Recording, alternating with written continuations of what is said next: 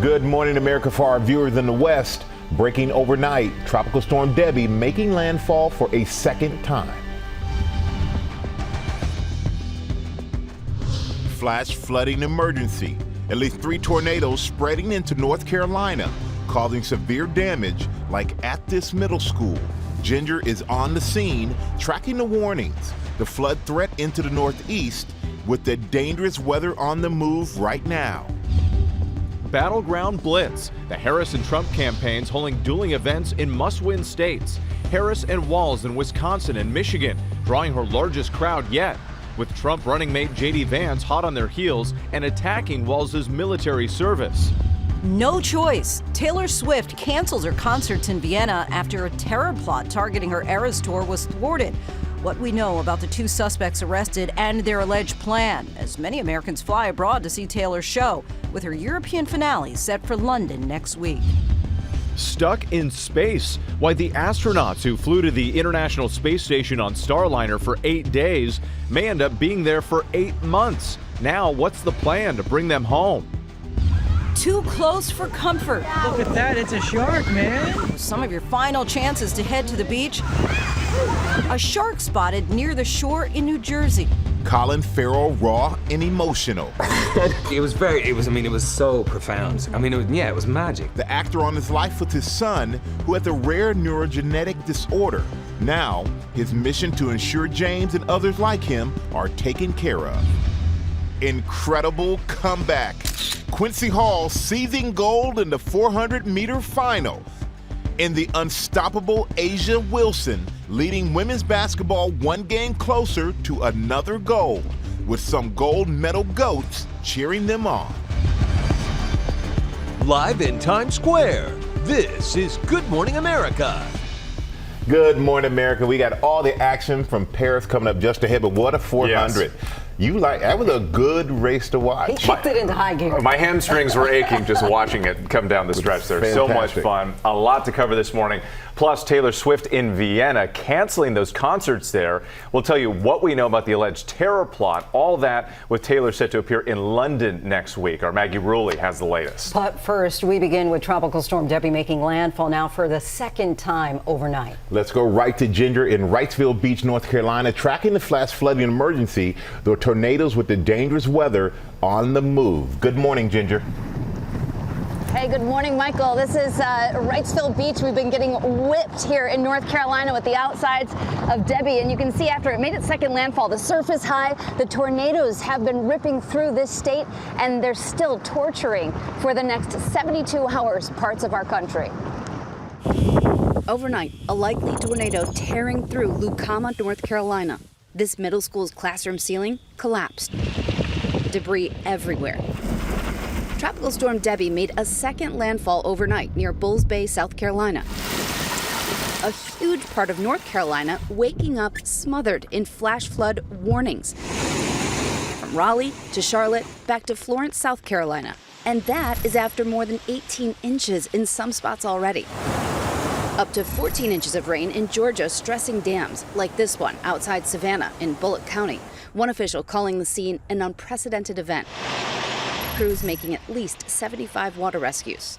Officials going door to door, warning people. We're not forcing them to leave, but making them aware of the threat in terms of harm to them.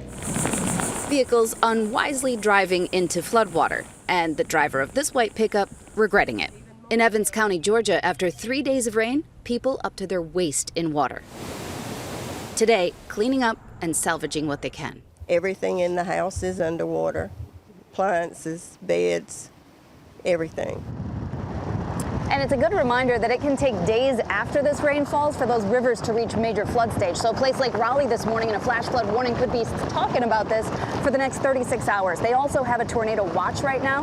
Norfolk, Virginia in that tornado watch. This storm has showed us it's had at least 15 reported tornadoes, and that number will still grow. The other big part is the flood threat that now goes all the way up to Syracuse. So western New York, right through central Pennsylvania, Appalachia there with West Virginia and Virginia involved. We had a flash flood emergency, still do, 2 for Bladenboro, just north and west of where we are right now. Timing-wise, that's Friday, 7:30 a.m. Washington, D.C. is getting it. New York City, the heaviest and potentially training thunderstorms by Friday night, Lindsay. And we know after that last storm this week, you're super saturated. So we'll watch this thing all the way through Boston early Saturday morning and then be done with it. Finally, we're looking forward to that. All right, Ginger, thank you.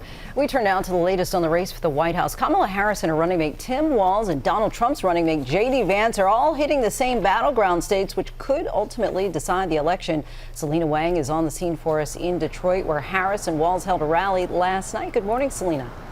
Hey, good morning, Lindsay. The Harris and Trump campaigns are battling to win the Midwest, but while Harris and Walz are crisscrossing through these battleground states, Donald Trump has been staying at home, instead sending his running mate J.D. Vance to chase after them. Overnight, the Harris and Trump campaigns holding dueling events in must-win battleground states. Good evening, Detroit! It's a beautiful day here in Shelby Township. Vice President Kamala Harris and her new running mate, Minnesota Governor Tim Walz, crisscrossing the Midwest together.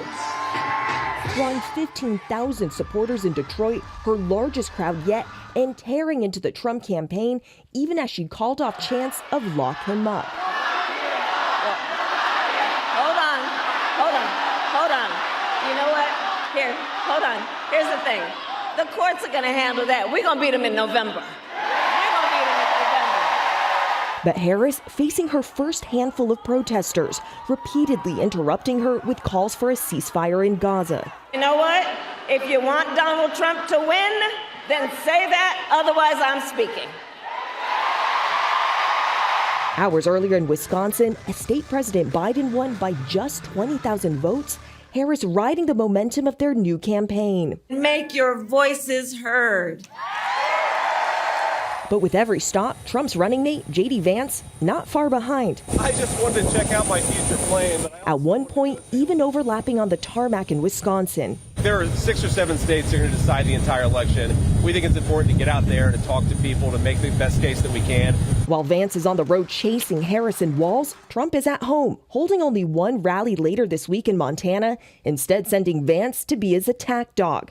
Vance accusing his new opponent of lying about his military service, seizing on this moment. And we can make sure that those weapons of war that I carried in war is the only place where those weapons are at. What was this weapon that you carried into war, given that you abandoned your unit right before they went to Iraq? Do not pretend to be something that you're not. Walz served in the Army National Guard for 24 years and has never claimed to have seen active combat. The Harris campaign not addressing Walz's comments that he carried a gun in war, saying only that he carried, fired, and trained others to use weapons of war innumerable times. Adding that Walz would never insult or undermine any American service to this country. In fact, he thanked Senator Vance for putting his life on the line for our country. Walz ignoring Vance's attacks on the trail, instead firing up the crowd. I haven't slept in 24 hours. You know why? We'll sleep when we're dead. We'll sleep when we're dead. Harris and Walz are canceling their planned stops to North Carolina and Georgia today because of the storms, but later this week they head to Arizona and Nevada. Harris and Walz are hoping to ride this new jolt of enthusiasm all the way until the election. Whit. All right, Selina Wang, thank you. And that election now just 89 days away. And President Biden was recently asked about the transfer of power. Take a look. Are you confident that there will be a peaceful transfer of power in January 2025? If Trump wins, no, I'm not confident at all. I mean, if Trump loses, I'm not confident at all. He means what he says. We don't take him seriously. He means it. All the stuff about if we lose, there'll be a bloodbath. For more, let's bring in our chief Washington correspondent, John Carl, with more on the president's answer, how it may impact Vice President Kamala Harris. And John, this is getting a lot of attention, these comments. Yeah, look, and you understand why he said it. I mean, the rhetoric out of Donald Trump has been, awful on this. He is not committed to a peaceful transition of power or accepting the results. He's not committed to that at all. And we saw, obviously, what happened on January 6th. And even his running mate, J.D. Vance, wrote an introduction to the guy, by the book of the guy who created Project 2025, talking about we got to circle the wagons and load the muskets. But on the other hand, I was surprised to hear that. this is not helpful to the Harris campaign. They've tried to hit a positive note. You hear Governor Walz talking about return joy back to politics, and here you have the President of the United States warning that if she wins, we may not have peace in the country.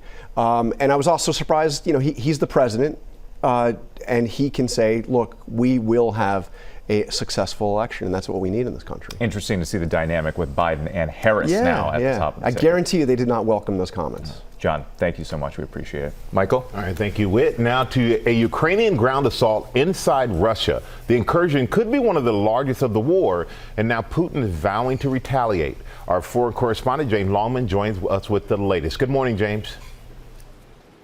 Yeah, good morning, Michael. For nearly 2.5 years, Ukraine has been battling to defend its own territory from the Russian onslaught. Now they've taken the world by surprise by launching their own incursion into Russia. Now, this all started on Tuesday in the Kursk region of southern Russia. Fighter jets could be heard booming overhead. Fighting is ongoing right now in multiple villages. Now, Sudzha, which is a town in southern Russia, it's critical for natural gas infrastructure. Fighting seems to be going on there, and the Ukrainians say they have taken multiple Russian soldiers hostage. Now, the Russians say they've halted this advance, although it's very difficult to know for sure. Vladimir Putin says that this is a major provocation, and he has vowed a retaliation. What is Ukraine hoping to gain from all this? Well, it's possible they're trying to show the United States that if there's going to be a negotiated settlement to this war, then their demands need to be taken seriously. Lindsay? James Longman for us. Thanks so much, James. And now to new allegations against Hunter Biden. The special counsel in a tax case against the president's son is now accusing him of taking money from a foreign businessman to influence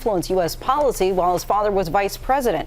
Our senior investigative correspondent, Aaron Katersky, is here with the details on that. Good morning, Aaron. Good morning to you, Lindsay. There are no new charges here, but this is the closest the special counsel has come to tying President Biden to his son's foreign business affairs. Special counsel David Weiss accused Hunter Biden of accepting about $1 million from a Romanian businessman who was attempting to influence U.S. policy and public opinion while Joe Biden was vice president. In a new court filing, the special counsel said Hunter Biden and 2 associates were hired in 2015 by Gabriel Popovici, a Romanian real estate tycoon who was facing corruption charges in his home country and wanted the U.S. to intervene. The filing said Hunter Biden was concerned lobbying work might cause political ramifications for his father, so the payment was structured in a way that concealed the true nature of the work he was performing.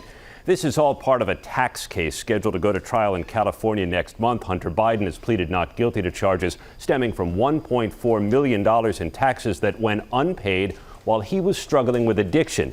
He faces no charges of improper foreign lobbying, but prosecutors said this evidence shows Biden's mind was clear when he skirted the IRS.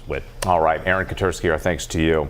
Now to the new lawsuit by the family of a Titanic explorer killed in the submersible implosion last year. The wrongful death suit seeks $50 million and claims those on board were terrified as they realized what was happening. Trevor Ault is here with that story. Trevor, good morning. Good morning, Whit. So, of course, this captured the whole world's attention when it happened last summer. A lot of people were really wondering, and we've got some terrifying new details from this lawsuit with the family of a person on the Titan alleging the entire crew on board knew that the submersible had failed as they sank deeper and deeper into the ocean. This morning, frightening new allegations about the harrowing experience for those 5 people killed aboard the OceanGate Titan submersible last June. The family of one of the victims filing a $50 million lawsuit, claiming long before the Titan was crushed under intense ocean pressure, only 90 minutes into the dive, the crew dropped weight from the submersible, indicating they tried and failed to abort the dive altogether. And the lawsuit says by experts' reckoning, they would have continued to descend in full knowledge of the vessel's irreversible failures, experiencing terror and mental anguish prior to the Titan ultimately imploding. 90 minutes into the dive, there were problems. And the crew knew, and the passengers probably knew that there were problems because there were all kinds of warnings going off. And that terror that they were feeling in that submersible, in that very tight space, knowing that they may die, that is an element of damages that they should be asking the jury for. The suit was filed by the family of French explorer Paul-Henri Nargeolet, who made 37 previous dives to the Titanic site, but they allege OceanGate failed to disclose key facts about the Titan's durability. We run the whole thing with this game controller. The lawsuit claims the wireless electronic system was faulty, and that controller, along with the controls and gauges on the vessel, would not work without a constant power source.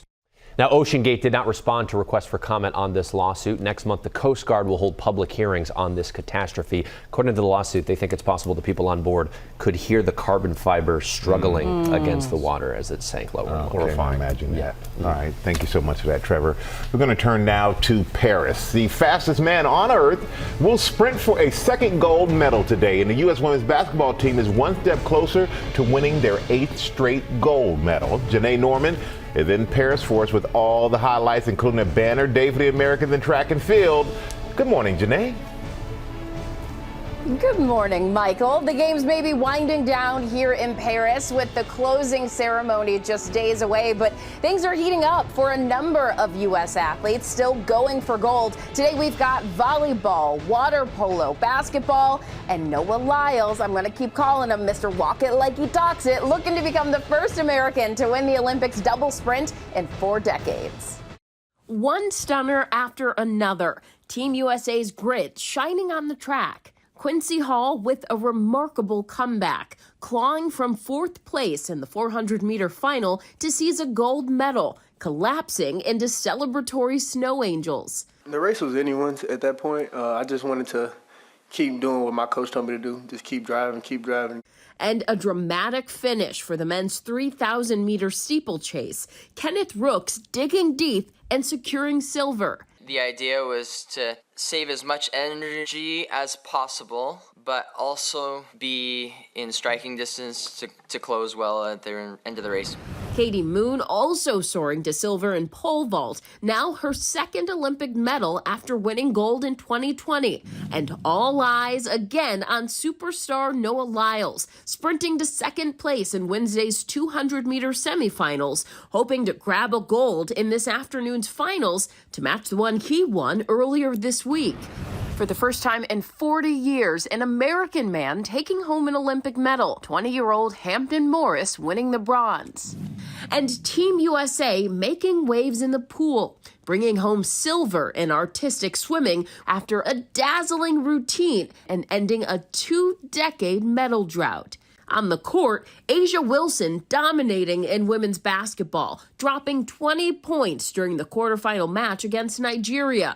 The undefeated Olympic team punching their ticket to the semifinals.